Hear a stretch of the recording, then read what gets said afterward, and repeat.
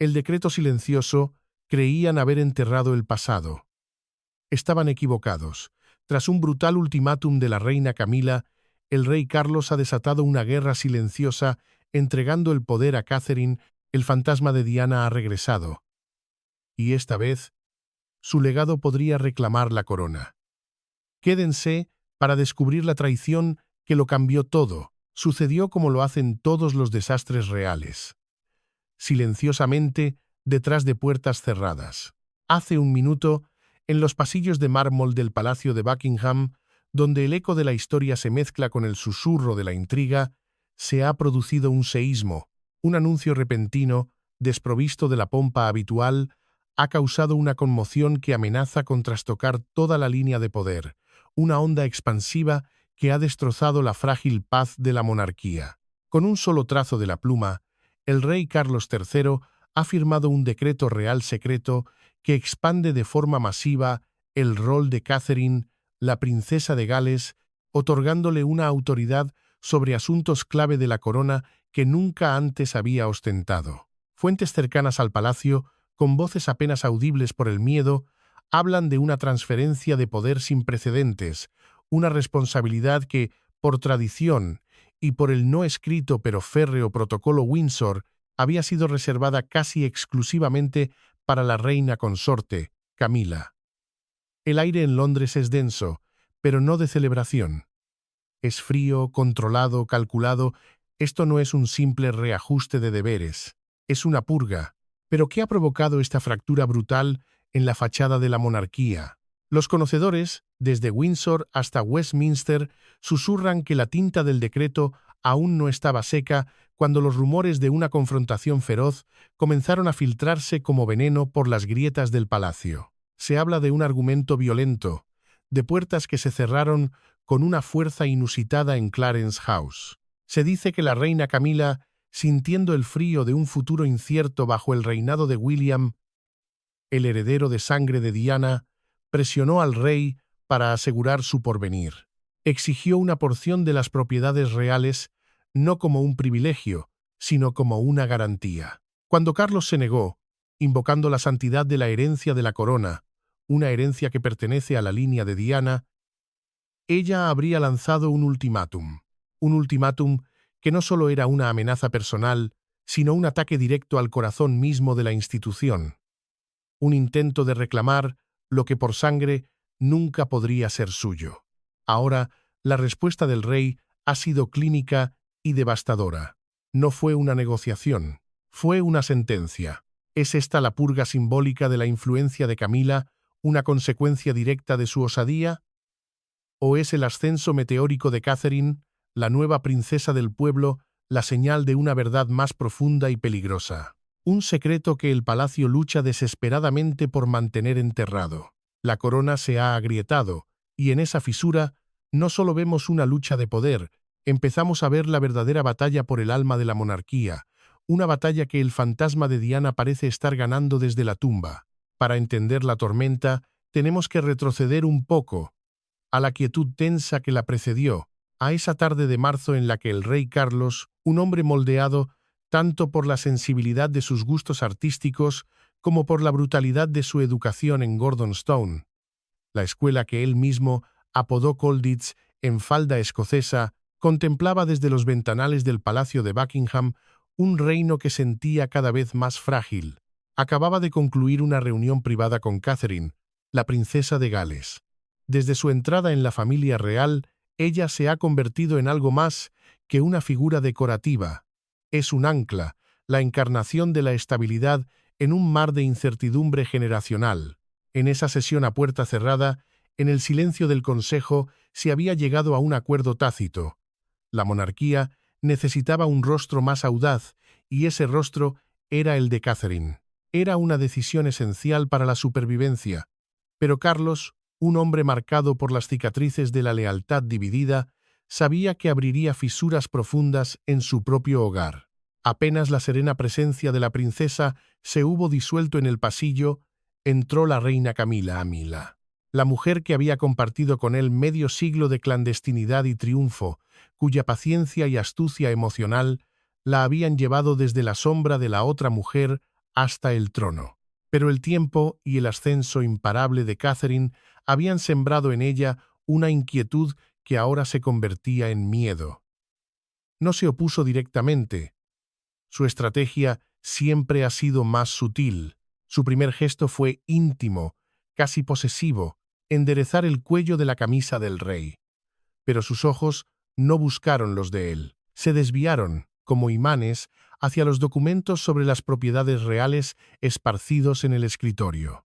Los elogios a Catherine como el futuro de la monarquía durante la reunión habían encendido la mecha de su descontento. En su mente, los años de escarnio público que había soportado para estar a su lado exigían una seguridad más tangible que los títulos efímeros y el respeto prestado.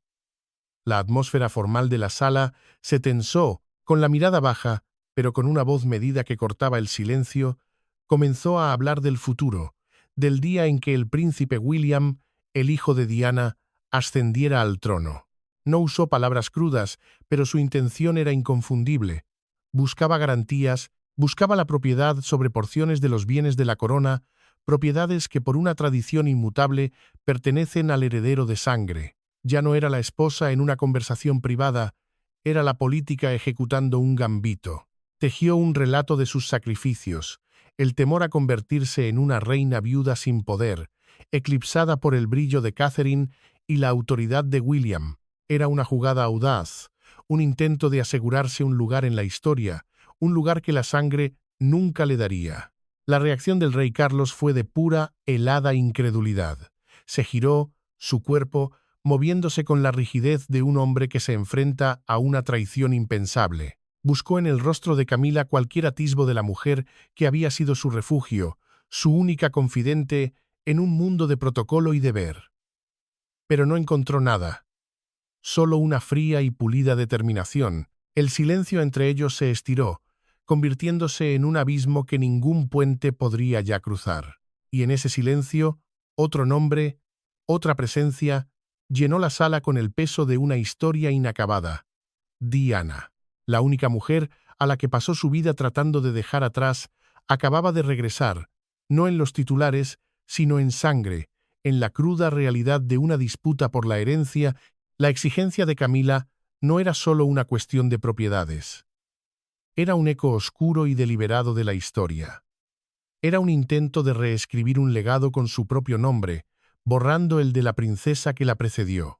Carlos sintió una traición silenciosa y profunda, más cortante que cualquier escándalo público. Acababa de trazar un plan para salvar la imagen de la monarquía, elevando a Catherine, la esposa del hijo de Diana, la encarnación viviente de su linaje, solo para que la mujer por la que lo arriesgó todo exigiera desmembrar el patrimonio de la corona como si fuera un botín de guerra personal. Esto trascendía el dinero, atacaba los principios inviolables de la sucesión, los mismos que él, como monarca, había jurado defender con su vida. La exigencia de Camila era un asalto a la línea de sangre de Diana. Los príncipes William y Harry no eran solo sus hijos, eran la verdad escrita con sangre, el legado viviente de Diana. Cualquier intento de mermar su herencia no era una negociación, era un insulto directo a la memoria de la mujer que no pudo proteger en vida. El rey exhaló un suspiro cargado con el peso de décadas de conflicto. Sin mirar a Camila, con una voz firme que no admitía réplica, pronunció palabras que eran a la vez una advertencia y una sentencia. Dijo que los asuntos de la propiedad real eran una red intrincada de leyes y tradiciones, no algo que pudiera ser renegociado por capricho o por miedo. En ese momento, la línea de batalla quedó trazada. Esto ya no era una disputa matrimonial, era la reanudación de una vieja guerra, la guerra entre la reina consorte y el fantasma de la princesa que nunca, jamás, sería olvidada. Los días que siguieron en Clarence House estuvieron marcados por una tensión gélida, una guerra fría librada en los silencios y las miradas. El rey se refugió en sus cajas rojas, intentando escapar de las fracturas de su matrimonio, pero Camila no le concedió paz. Su dureza se manifestaba en gestos mínimos y cortantes, el tintineo agudo de su taza de té, una mirada escrutadora cada vez que se mencionaba una nueva iniciativa de Catherine. La confrontación final, El punto de no retorno tuvo lugar en la biblioteca, el santuario donde antes compartían su amor por la literatura. Esta vez, Camila no insinuó, exigió. Sus manos, normalmente adornadas con joyas de valor incalculable, se aferraban a los brazos del sillón de terciopelo con tal fuerza que sus nudillos se volvieron blancos como el hueso. Enumeró los años en la sombra, el veneno público que había soportado por él, y presentó su demanda no como una petición, sino como una compensación justa. Pero al sentir la vacilación de Carlos, la decepción grabada en su rostro jugó su carta final, un ultimátum que congeló el aire. Primero, pronunció la palabra divorcio, un término cargado de destrucción para una monarquía aún marcada por los escándalos del pasado. Un rey reinante, enfrentándose a un divorcio ruidoso, no era una catástrofe personal, era un golpe mortal a la credibilidad de la institución que él representaba. Pero el golpe más cruel, el más íntimo y calculado, vino después. Con una calma aterradora, invocó a Gordon Stone. Aludió a que poseía los detalles más privados y dolorosos de la adolescencia de Carlos en aquella escuela que él odiaba. Conocía sus heridas no cicatrizadas, las noches heladas, los brutales ejercicios físicos que superaban la resistencia de un niño sensible, el profundo y duradero sentimiento de abandono por parte de su propia familia. Amenazar con exponer esos recuerdos no era coerción política, era un asalto directo a su psique, un arma apuntada a la parte más vulnerable de su ser. Era la traición definitiva. La mujer, en la que había confiado sus demonios más oscuros, ahora los blandía como un arma para obtener poder. En ese instante, la línea de tiempo no solo tenía agujeros, tenía heridas, y Camila estaba dispuesta a abrirlas todas. El rostro del rey Carlos palideció bajo la cálida luz de la biblioteca. Las líneas de su frente se profundizaron. No de ira, sino de una profunda y helada conmoción, reflejando la batalla interna que se libraba en su interior. En ese instante, comprendió que la mujer que tenía delante ya no era su puerto seguro, la cómplice de medio siglo. Se había convertido en una extraña, una usurpadora que blandía su propio dolor como un arma.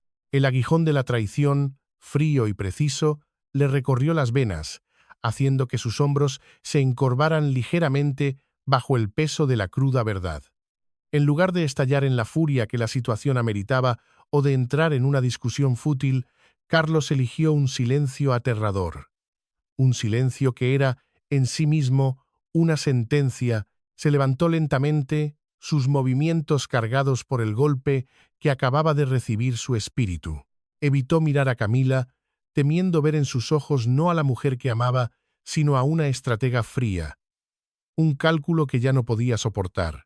Su mirada se posó en los lomos gastados de los libros que abarrotaban las estanterías, repositorios de los valores morales e históricos que siempre había venerado y que ahora parecían burlarse de su propia impotencia. Al salir de la habitación, su porte ya no era el de un monarca desafiado, sino el de un hombre que acaba de perder su último vestigio de confianza en el mundo. Un cortesano que esperaba en el pasillo, un sirviente leal de la vieja guardia, captó el débil sonido de su suspiro, seguido de un susurro amargo, casi inaudible. Esto ya no es un asunto privado. En ese momento, la decisión de Carlos trascendió el ámbito del afecto y se instaló en el de la supervivencia de la corona. Comprendió que debía actuar, no para castigar a una esposa, sino para proteger a la monarquía de un colapso desde dentro. La guerra ya no se libraría con palabras en una biblioteca, se libraría con el poder silencioso y absoluto del trono. La soledad del soberano, en ese instante, nunca había sido tan palpable, tan absoluta. El rey estaba solo y desde esa soledad estaba a punto de desatar una tormenta. La semana siguiente, el palacio de Buckingham se sumió en un silencio antinatural, una quietud tensa y cargada que envolvía los corredores de mármol como una niebla. El rey Carlos se atrincheró en su estudio privado, un recluso en su propio palacio, donde las velas ardían hasta altas horas de la madrugada. La amenaza de Camila ya no era una herida personal, se cernía como un espectro sobre la propia institución. Los pasos de los cortesanos se volvieron sigilosos y las sonrisas de cortesía, esa moneda de cambio del poder, desaparecieron por completo entre el rey y la reina. Fue entonces cuando se convocó al Consejo Silencioso. No es un comité oficial, sino un cónclave secreto. En reuniones a puerta cerrada, Carlos se sentó con su círculo más íntimo de asesores, los poderosos hombres grises del palacio, cuyo único trabajo es proteger a la corona incluso de sí misma. El aire en la sala se espesó con el frío cálculo del poder. Con tonos medidos pero graves, los asesores presentaron sus evaluaciones de riesgo, advirtieron que si los detalles de Gordonstown, adornados y filtrados en el clima psicológico actual, salían a la luz, la imagen del soberano fuerte sería suplantada por la de una víctima frágil, infligiendo un daño irreparable al prestigio del trono. Pero había algo aún más alarmante. Ceder a las demandas de Camila sobre las propiedades reales sentaría un precedente legal peligroso, podría iniciar el desmantelamiento gradual del patrimonio real, una colección de tierras y fideicomisos considerados hasta ahora inviolables. Abriría la puerta a que futuros consortes, sin una gota de sangre real, pudieran reclamar partes de un legado que no les pertenece. Sería una remodelación de la monarquía por proximidad, no por legitimidad. El rey escuchaba, su rostro una máscara de granito, sin traicionar ninguna emoción, mientras la tormenta rugía en su interior. Estaba ante un tablero de ajedrez donde cada movimiento implicaba una pérdida, una elección imposible entre la humillación personal y la desintegración institucional. Carlos entendió la encrucijada. Estaba atrapado. El compromiso con Camila significaría la pérdida de la dignidad real y el establecimiento de un precedente catastrófico que podría desangrar a la corona durante generaciones. La confrontación directa, por otro lado, traería el colapso familiar y un escrutinio mediático internacional sin piedad, reabriendo todas las viejas heridas, las cintas de Camila Gate, la entrevista de Panorama, el divorcio de sus padres. Durante las largas horas de deliberación del Consejo Silencioso, su mirada se desviaba con frecuencia hacia la ventana que daba a los apartamentos de la familia de Gales. Allí, Catherine y William estaban construyendo silenciosamente una imagen de impecable propiedad y devoción al deber. El contraste era brutal, casi una parábola. Por un lado, las demandas egoístas de Camila, basadas en el chantaje emocional y en un pasado que se negaba a morir; por otro, la lealtad silenciosa de Catherine, que había asumido su papel con una gracia que recordaba dolorosamente a otra princesa de Gales. Fue entonces, en medio de la parálisis, cuando un veterano asesor, un hombre que había servido a su madre, le recordó con voz suave el fervoroso y casi fanático apoyo público del que gozaba Catherine. Fue una chispa en la oscuridad. En la mente de Carlos, una idea audaz comenzó a cristalizar. No se trataba de una simple reorganización, era un contragolpe estratégico, una jugada maestra en el gran tablero de ajedrez de Windsor. Al confiar a Catherine mayores responsabilidades operativas, no solo estaría forjando un escudo protector para el futuro de la monarquía, sino que también enviaría un mensaje inequívoco y brutal a Camila. El poder en la casa de Windsor no se toma por intimidación, se gana. Se gana a través de la lealtad y la dedicación a la corona, no a uno mismo. Catherine no era solo una persona, se había convertido en la pieza más poderosa del rey, su reina en el tablero, el arma secreta que podría salvar la monarquía. Al otro lado del palacio, Camila, con la astucia de un animal político, sintió el cambio en las corrientes. Abandonó toda suavidad, su actitud se volvió un desafío abierto, sus ojos escaneando a los cortesanos en busca de cualquier signo de deslealtad, una frialdad gélida en su mirada cada vez que se cruzaba con la princesa. La batalla por el futuro había comenzado. La última noche de esa semana angustiosa, el rey Carlos se encontraba solo ante el gran retrato familiar que colgaba en el salón principal. Bajo el tenue resplandor de las luces, la imagen de Catherine junto a William y sus hijos irradiaba la estabilidad y la esperanza que él buscaba desesperadamente para un reino fracturado. Extendió la mano, un gesto casi reverente, y trazó suavemente el contorno del marco dorado. Sus dedos, se detuvieron sobre la figura de Catherine. En ella no solo veía a su nuera, veía la continuación, el futuro inalterado. Veía la protección del linaje. La exigencia de Camila de una parte de las propiedades reales no era un simple reclamo financiero, era un intento de insertar su propio legado en una línea de tiempo a la que no pertenecía. Era un intento de comprar una legitimidad que la sangre, la fuerza más poderosa dentro de estas paredes, nunca le había otorgado. En ese momento, la decisión de Carlos dejó de ser estratégica y se convirtió en algo mucho más profundo, casi tribal. Era una cuestión de sangre. La monarquía, en su esencia más primitiva, se basa en la verdad escrita con sangre. El derecho de William, el hijo de Diana, a heredar el trono no era negociable. El derecho de sus hijos, los nietos de Diana, a recibir ese legado intacto era sagrado. Este era el verdadero legado, un legado que Carlos, en su juventud, no había logrado proteger de la intrusión de Camila. Ahora, como rey, se le presentaba una segunda y última oportunidad. No para enmendar el pasado, sabía que eso era imposible, sino para asegurar el futuro que Diana habría querido para sus hijos. Ya no miraba hacia un pasado lleno de cicatrices o promesas rotas, miraba hacia adelante, hacia la única verdad que sostiene a la corona, la sucesión ininterrumpida. El pecho del rey se alzó con una larga y resuelta bocanada de aire. Asintió levemente, como si sellara un pacto con su propia alma y con el fantasma de la mujer que, a pesar de todo, seguía definiendo su reinado. Esta batalla no se resolvería con discusiones, sino con el cambio más radical en la estructura de poder que el palacio había presenciado en décadas. Una purga silenciosa, ejecutada no por la fuerza, sino por la historia. Un acto de preservación que la monarquía tenía demasiado miedo de hacer hasta ahora. La atmósfera en la sala del consejo privado esa mañana era de una solemnidad casi fúnebre. No había cámaras, solo el tic-tac de un reloj antiguo marcando el paso de un tiempo que estaba a punto de fracturarse. El rey Carlos III, vestido con un impecable uniforme militar, presidía la mesa de caoba pulida. Su rostro reflejaba la gravedad de un hombre que había viajado a las profundidades de su propia conciencia y había regresado con una decisión inalterable. A su alrededor, las figuras clave.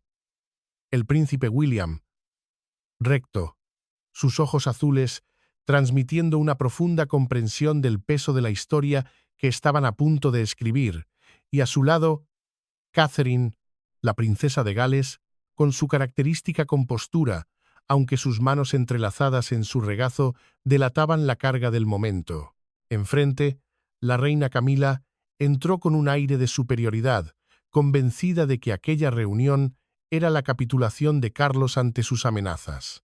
Ajustó su collar de perlas, un pequeño gesto de triunfo velado, la sonrisa de quien cree haber ganado la guerra. Pero cuando el rey comenzó a hablar, un escalofrío recorrió la sala. Su voz, seca y uniforme, resonó con una autoridad absoluta que rara vez había ejercido desde su ascenso al trono. No miró a Camila, su mirada estaba fija en un punto indeterminado, como si recitara un edicto meditado hasta la última sílaba. Declaró un nuevo camino para modernizar la monarquía, subrayando que la estabilidad de la corona prevalecía sobre cualquier interés personal, sobre cualquier chantaje, y entonces pronunció el nombre de Catherine.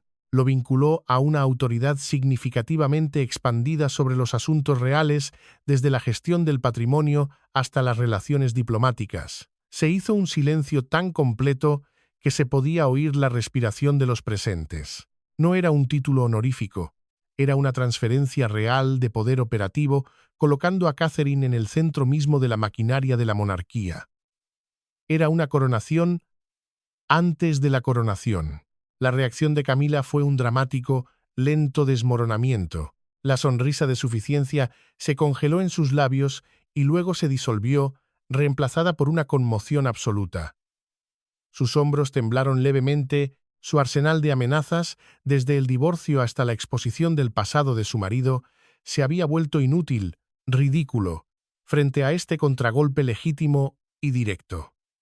El rey no había cedido, había contraatacado, y lo había hecho con el poder de la sucesión. En ese instante, Catherine alzó la cabeza. Una chispa de sorpresa cruzó sus ojos, pero rápidamente recuperó su calma habitual. Su mirada hacia su suegro no fue de triunfo, sino de silenciosa aceptación de una nueva y pesada carga. Era el deber, por encima de todo. Al concluir la reunión, el rey Carlos se levantó. Su movimiento fue brusco, señalando el final sin dejar el más mínimo espacio para objeciones. Salió a paso ligero, dejando tras de sí una sala que aún reverberaba con las réplicas psicológicas del seísmo que acababa de provocar. Camila permaneció sentada, aturdida, una figura solitaria rodeada de sillas vacías, comprendiendo por fin que el poder que tanto había anhelado se le escapaba de una forma que nunca había anticipado. No se lo habían arrebatado en una lucha, simplemente se lo habían negado por derecho de sangre. Inmediatamente, un nuevo orden comenzó a tomar forma dentro de los muros del palacio. El cambio no llegó con proclamaciones ruidosas ni con titulares en la prensa. Llegó con el flujo silencioso de documentos y directivas. Las cajas rojas, los informes de inteligencia, los memorandos sobre la gestión del ducado de Lancaster. Archivos que antes pasaban por el escritorio de Camila como consorte, ahora eran desviados directamente a la oficina de la princesa de Gales. Catherine comenzó a aparecer con más frecuencia en las sesiones con el consejo privado.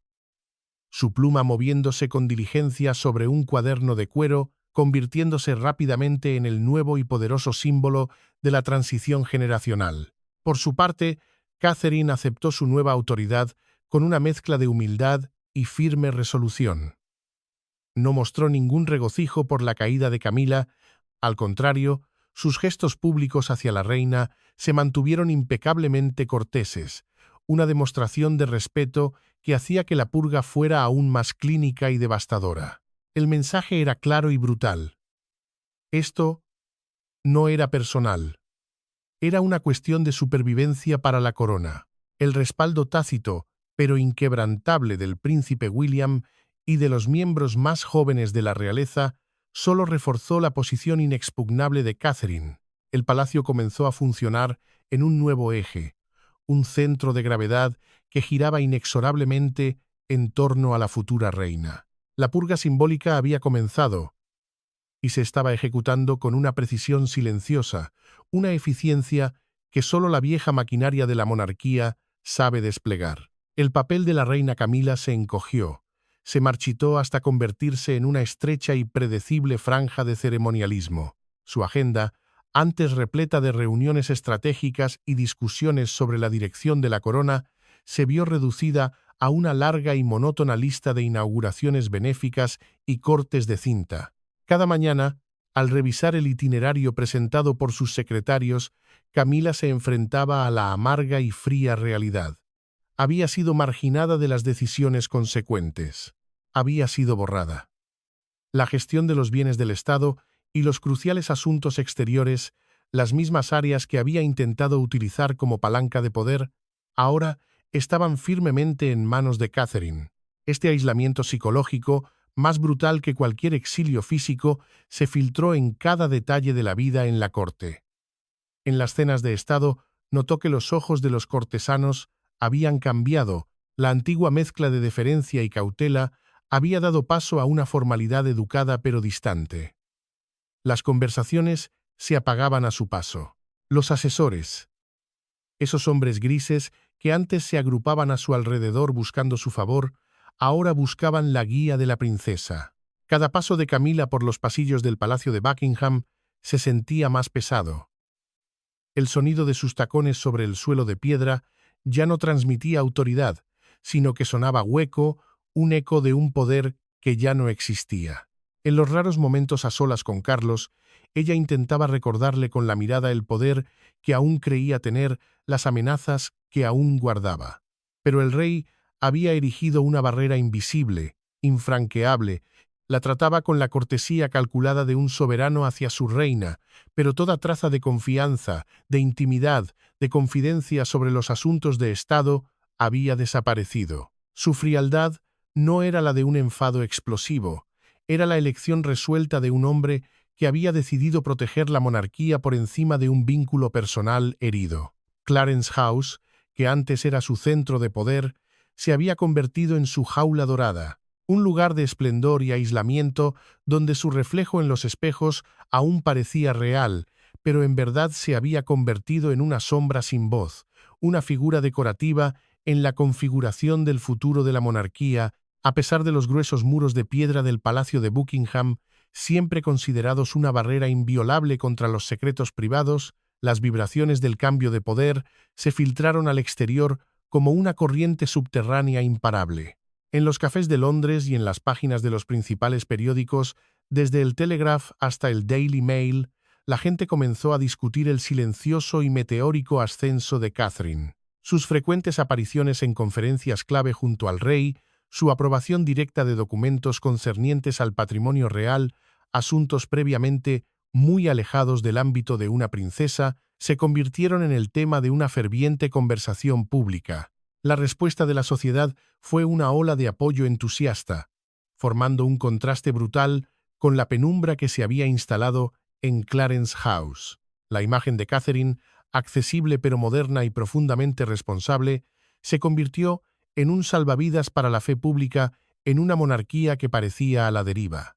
La gente veía en ella la herencia perfecta de la gracia del pasado, combinada con una mentalidad de futuro, pero la veían sobre todo como la sucesora espiritual de Diana, no solo por su título, sino por su asombrosa capacidad de conectar con el pueblo, una habilidad que Diana había utilizado como su arma más poderosa.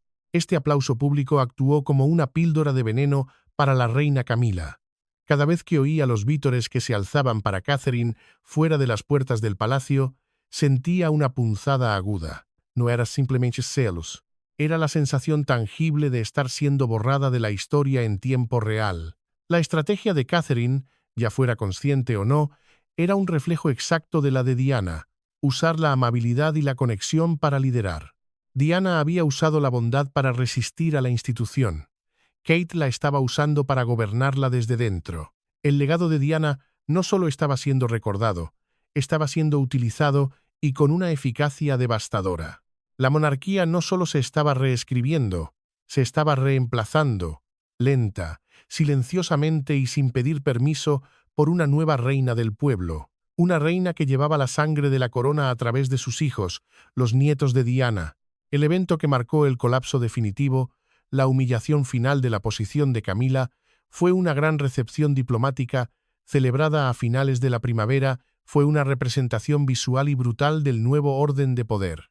Mientras Catherine, vestida con un azul real, que era en sí mismo una declaración, brillaba conversando con líderes mundiales, exudando confianza y un profundo conocimiento de los temas, Camila parecía perdida en un rincón del gran salón de baile. Rodeada de un protocolo anticuado y de los rostros de una aristocracia desvanecida, su figura parecía un anacronismo, una reliquia de una época pasada. El brillo agudo y calculador de sus ojos había desaparecido desde aquella fatídica reunión. En su lugar había un vacío, la aturdida comprensión de alguien que lo ha perdido todo en un juego en el que ella misma había apostado su alma. Sus amenazas sobre Gordonstoun ahora parecían un arma inservible, una pistola de fogueo, porque el rey había elegido enfrentar su dolor en lugar de permitir que se usara para un rescate. Dentro de los círculos del palacio, los susurros se volvieron más oscuros, más crueles. Se hablaba de que si la resistencia de Camila continuaba, si se atrevía a dañar la imagen real, el rey podría considerar medidas aún más duras. Se hablaba de una separación total de las actividades centrales, un exilio silencioso y permanente a Rey Milhouse, su residencia privada, lejos del epicentro del poder. El espectro de ser completamente marginada ya no era una noción lejana, sino una sombra que se cernía sobre la reina, agotada por sus propios errores de cálculo.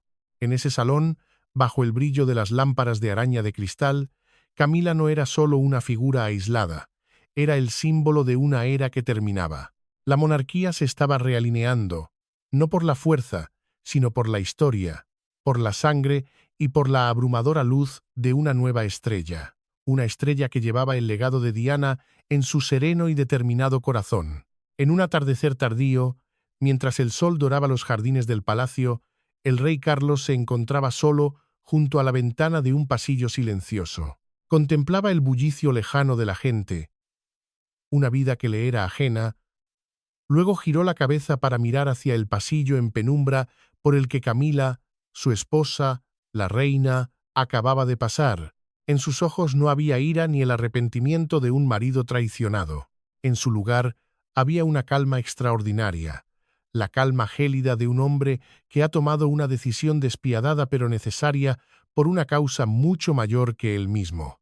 Tocó ligeramente el antiguo marco de madera de la ventana, sintiendo la solidez perdurable de una estructura que había resistido durante siglos, que lo había visto nacer y que lo vería morir. Cuando un asesor cercano, uno de los pocos que quedaban en su círculo de confianza, se le acercó para solicitar instrucciones para el día siguiente, Carlos pronunció una sola frase. Lentamente, su voz baja pero resonante, como una proclamación del destino que se grabaría en la piedra. Declaró que la monarquía era una entidad viva, debe desprenderse de lo que la frena para poder seguir adelante. La supervivencia de la familia real, dijo, su voz apenas un susurro cargado de historia, debe prevalecer sobre cualquier individuo, sobre cualquier dolor o afecto privado. Era la confesión de su elección final, la corona por encima del corazón. Había sacrificado su último vínculo personal, la relación por la que una vez lo arriesgó todo, para salvar la institución que había jurado proteger. En ese momento, Carlos III no era solo un rey. Era la encarnación de la soledad del poder, un hombre que carga con el peso de la historia y con el deber ineludible de asegurar que la línea de sucesión, la verdad escrita en la sangre de su madre. Y, ahora, en la de su primera esposa continúe inalterada hacia el futuro. El pasado había regresado como una orden, no como un recuerdo, y él la había obedecido. La historia no termina con el eco de las disputas, sino con el giro silencioso de las páginas de la historia.